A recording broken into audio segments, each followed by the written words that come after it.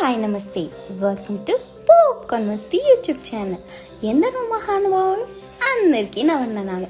దయచేసి ఈ వీడియోలోకి వెళ్ళే ముందు మా పెద్ద నాయన కోసం ఒక లైక్, సబ్స్క్రైబ్ బటన్ ప్రెస్ చేసి ఆయన దిల్ ఖుష్ చేయండి ప్లీజ్. సో ఈరోజు వీడియో ఏంటంటే, ఉపాసన గారు సోషల్ మీడియాలో ఎంత యాక్టివ్గా ఉంటారో అందరికీ తెలిసిన విషయమే.